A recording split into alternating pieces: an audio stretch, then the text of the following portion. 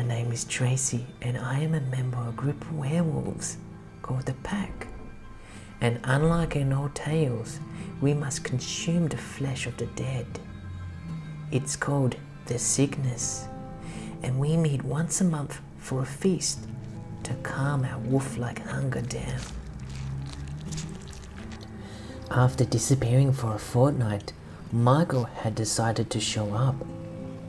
I asked where has he been all these last few weeks.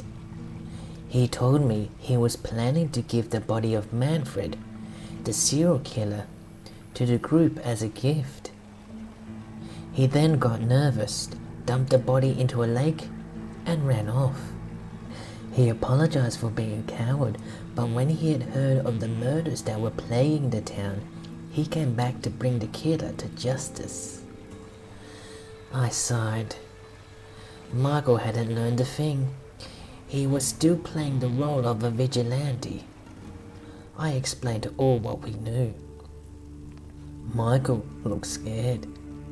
He knew that the werewolf hunters were bad people, and that Silver, although loyal, was dangerous. He was especially afraid of her. He announced that he knew who the killer was. He had a few ideas, but it was most likely Richard. It had to be. Only he had access to the bodies.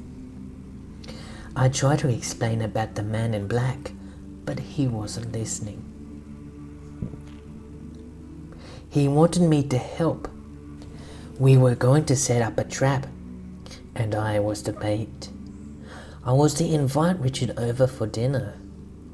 When he's distracted by wine and food, I was to signal him. Michael would be camped outside my window. Enter and capture him. I didn't like the plan one bit, but Michael was not going anywhere.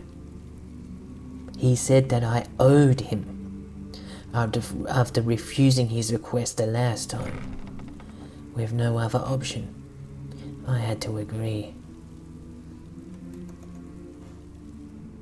Michael was my friend, and I felt the need to help him, of course, but this? Richard was like a father to me. He took me under his wing and helped me understand the sickness. Besides, it just felt wrong. What should I do? Either way, I would end up betraying a friend. I met up with Richard. Fully knowing that Michael was somewhere in the bushes, I invited him over to my place, telling him I needed his help. I made him some pumpkin soup. He told me it was delicious, the best since his late wife. I broke down. I told him everything. He said it was okay. He would forgive me and Michael. He also revealed he knew about the werewolf hunters in town. They had been following not only the trail of the recent werewolf-like killings, but him as well. Long ago, before he founded the Pack, he had accidentally killed the daughter of a hunter while trying to, in fact, revive her. They had been after him ever since. He knew what he had to do. He planned on submitting himself to the hunters. I begged him not to. It would be far too dangerous. Perhaps he could run away. He said no.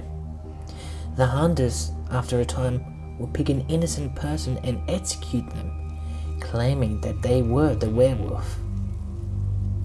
Before leaving, he told me not to cry and carry on. Out of all the werewolves of the Pack, I was the one he most respected. Not even Silver came close. As the door shut behind him, I sat alone. The next day I woke to a sound of screams. In town, a school teacher had found the body in the street. There was a big crowd. I instantly knew who it was. I recognized the head. Well, the head that was off its body. It was Michael. Poor Michael. All he wanted was to defend the innocent and punish those criminals that had managed to get away with their crimes. And now he lay dead, a victim himself. Wait a second. What did Silver once say about werewolf hunters? That they chop off the heads of werewolves to mount on their walls? It must have been one of them. This time, they were sloppy, leaving behind a body. Those bastards have crossed the line by killing Michael. I needed help to defeat them. I needed Silver's brand of help.